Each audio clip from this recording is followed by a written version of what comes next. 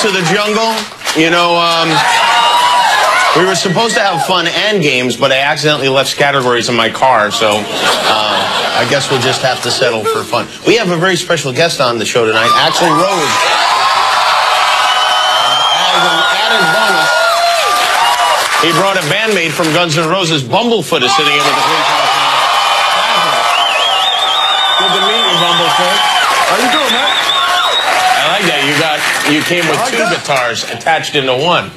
That's nice. Well, it's good to have you here. And Guns N' Roses, by the way, has a 12-night gig at the Hard Rock Hotel in Vegas starting Halloween night. It's great to have you sit in. And if my monologue gets boring, just play something, all right? This, by the way, will be the first live television interview Axl has done in 20 years. Or, I should say, it will be the first interview he's done in 20 years if he shows up. He's not here yet. Do you think he's going to be here? My guess, I was talking to the audience before. Yeah. I was trying to calculate, like, my estimated from experience. Yes, right. My guess is 7:23. He's going to arrive. Oh, AM or PM? PM, but tomorrow. Okay, good. Tomorrow. Oh, well, that will be a problem because, well, maybe he'll be here in time for Good Morning America. That would be nice. Hey, Donald Trump.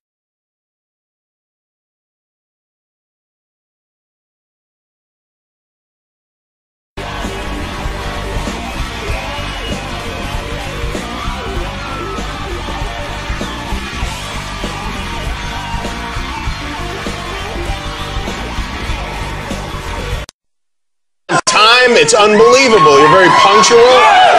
It's a miracle. I know you don't do this a lot, so I'm honored to have you here. I really am. I really appreciate you. Well, why are you doing this? It's I was asked to, and that you wanted me to come here. I bet everyone asks you to all the time. We've asked you a million times, and we're happy that you're here. And you're sick tonight, I know, too. Oh, I'm doing better now. I was a little sick last couple of days, yeah. Are you on antibiotics or anything like that? I'm on a bunch of different things. Okay, you're all good. Illegal, no.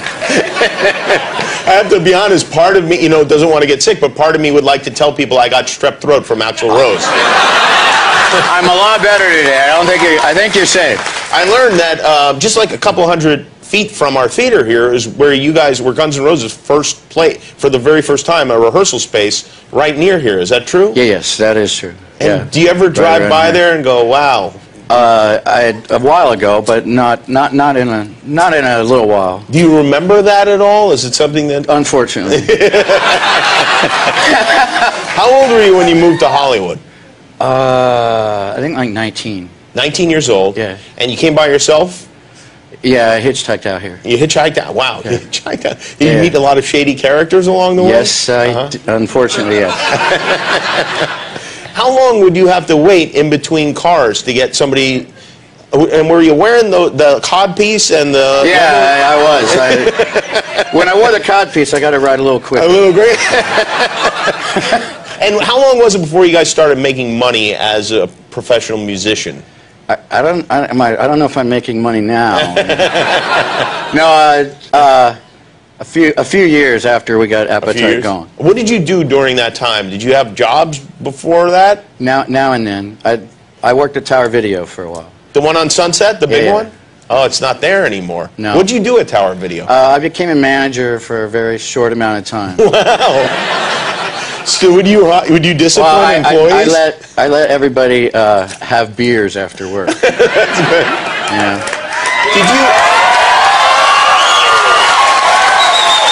Did you have to, you know, it's funny because I think every video store employee thinks they're going to be a rock star one day. You're the only one that actually did. Well, I hired everybody else, too. I hired people from the old lineup. I hired all my other friends and stuff. We had a great time for a while. I would think so. And as manager, did you have to scold people for being late?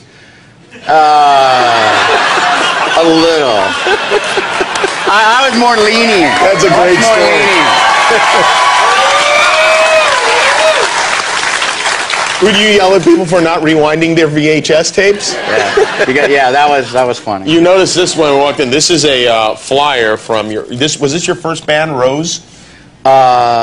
Yeah, that was one of the, not exactly, it was one of the first lineups. I like this. They're living fast and they'll die young. See them now. Yeah. Who made this? Did you guys make this yourself? Yeah. Izzy and I, yeah. You and Izzy made this? You put it together? And I have something else that this is from your home, I believe. This is, it appears to be a Halloween tree. Yes, this is one of the most evil things I've ever done. And why? Because we have these Halloween parties, and I decided, let's have a Halloween tree. So we did the tree, put the presents, families come with their little kids, and the little kids stand there. And then I would go, wow, you don't have a Halloween tree? Go, no. And then I would give them a present.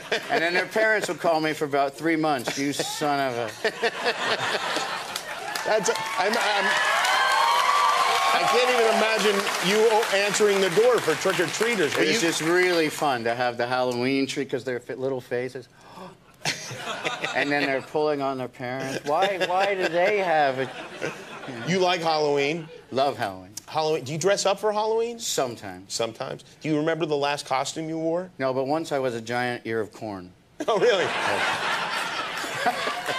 Because we have a saying in Guns N' Roses, when somebody's going to get yelled at, they're going to get the corn. The corn. So one year I was the corn. And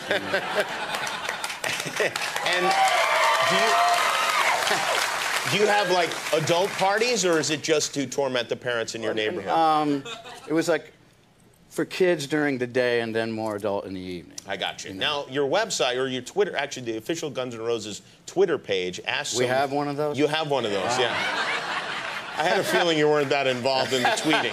No, sometimes, yes, I am. They ask people, they ask your fans to ask what questions they would like me to ask you. I just heard about this. So I'm a conduit in a way here, and I want to ask some of the questions. A woman named Melrose Midori wants to ask if you think it's weird that her teacher has a son named after you. I guess this is a kid. No, I think that's a good thing, and unless I know the teacher. Were you a good Intimately. student? Yeah, that would be a problem.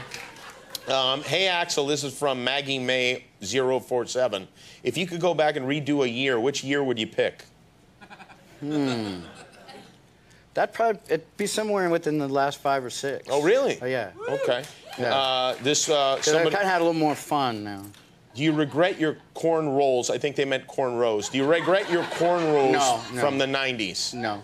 Do you have them? Or are they in? What I say? In the Smithsonian? You know, it's braided into my hair, so no. Wait a minute, I just thought of something. When you were dressed up as the giant ear of corn, did you have corn rows coming out of it? Yeah, I guess I did. That's double corn there. Slater's 715 says, I always wondered why Axl always ran backstage all the time during a song. Sometimes, well, I don't like to stand out there during the solos. I feel like an idiot just standing over at the side. So, yeah. You know, so there's that. I'll change clothes. You know, anything needs to be taken care of or whatever. Figure out what we're doing next song. I got you. This guy, Rabbit25, asks, who are you going to vote for? Are you a voter? I haven't really voted. It seems weird that a guy with the appetite for democracy... well, I'm in California, and it usually leans Democratic. And that's usually where I'm leaning anyway. Okay, so you figured let them do it? Well, no, it's not like let them do it. It's just usually going for, like, the presidential stuff. It's usually such a landslide anyway. This would make a great Rock the Vote commercial right here. I'm not helping. But I would lean Democrat. I would lean Obama. You have a 12-night residency at the Hard Rock beginning on Halloween night. That's going to be, is 12 days in Vegas a good idea for you? Yeah, it will be a challenge in a different way. Yeah. You know, in Vegas, they like to get people in and out of these shows so that they can get them back to gambling, which is what they want them to do. But you have a different clock. And we play a little bit longer, so. You play a little bit longer? But by then, they might have a few more drinks and be wanting to stay around the tables longer. This is something that somebody gave me the heads up. This is hanging in your home. This is, looks like a... It says, punctuality is the thief of time. It's an Oscar Wilde quote. I think that's true, probably. So, What time will you guys go on, and what time will you guys really go on in Las Vegas? We'll probably really go on about the time we're supposed to really go on as soon as I find out what that time that is. or as soon as it's negotiated. I see. I got you. Because it's a risk, because if it says 9 o'clock on the ticket, and you say, he's not going to be on at 9 o'clock. And yeah, but we've been doing a lot better lately. Have you really? Have you? And that's almost the worst possible answer, because once again, you're going to lure people into being there on time. Yeah. You know, it'd be fun. Have an opening comedian that you can torment by leaving him on stage for an hour and a half, maybe When we did 2 the Rose hours. Bowl, we had Dice Clay. Okay, we'll get him.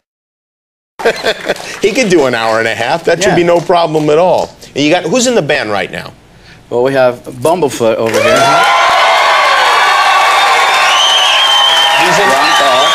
He's in our band too now. Yeah. We have DJ Ashba. Richard Fortas on guitar. Tommy Stinson on bass. Frank Ferrer on drums. Chris Pittman on keys, and Dizzy Reed on keys. So a whole bunch of us. And of those guys, who's going to be the first to go?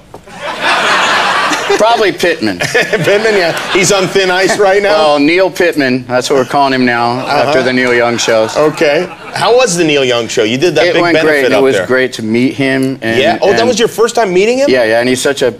And then he came out and did a song with us, because I've always liked this song of his, Don't Let It Bring You Down. Yeah. And he agreed to sing it with us. And then when he came out singing, he's just a powerhouse. It was. You still get excited about performing with these guys that? Yeah, and plus, I mean, is just so the real deal and so strong. And who did you love when you were a kid, musician-wise? Well, my favorite band was Queen and Sweet and stuff like that. But I listen to the Beatles and the Stones and everybody that I can. I was raised on Elvis.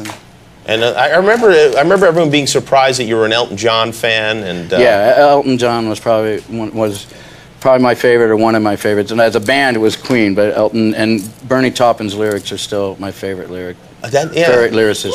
Well, I tell you what, I've had a lot of fun talking to you. Honestly, I didn't know what to expect when you came out here. I was worried that I would be the only one talking. I think we got some tickets under the people's seats. For the audience member.